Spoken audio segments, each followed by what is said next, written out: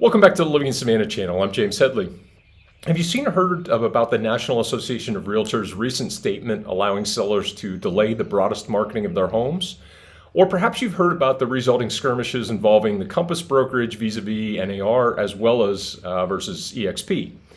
While some of this is very much inside baseball, I do think it is worth it for both prospective sellers who are directly impacted, as well as for buyers, to understand just what is happening and what the options and impacts might be when selling or buying a home here on Skidaway Island going forward.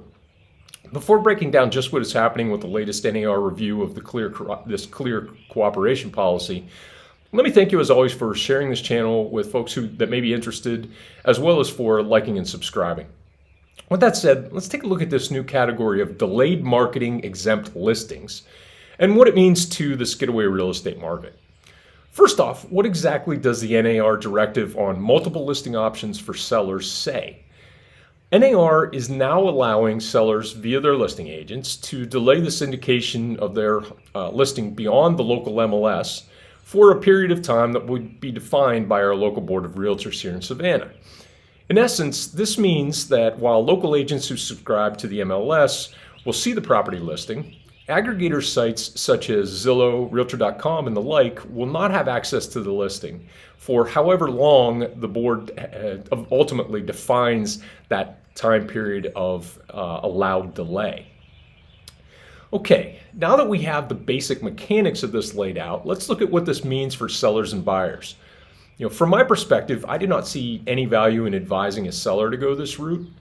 Just as I've spoken about elsewhere with respect to office exclusive listings that are not even allowed to be marketed via the local MLS, and which will still exist as a separate category of listings after this change, there are so few instances where it is going to be beneficial to a seller to block prospective buyers from being able to consider purchasing the seller's property. Simply put, when you are selling your home, don't you want every possible buyer to be able to see it and potentially make you an offer?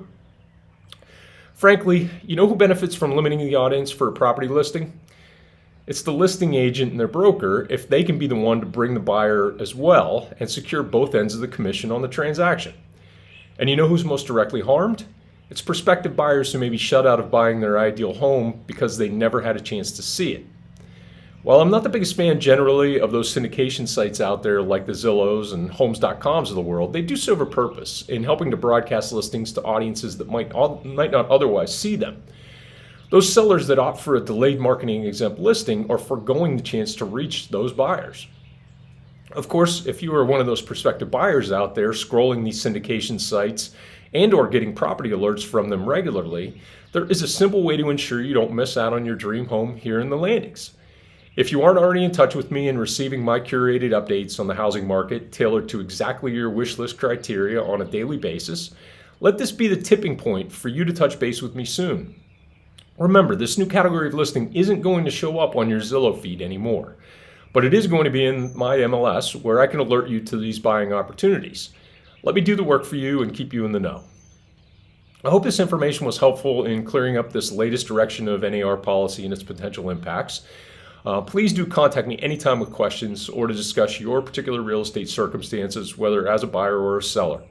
And please do keep on subscribing, liking, and sharing, and I'll look forward to seeing you in the next episode.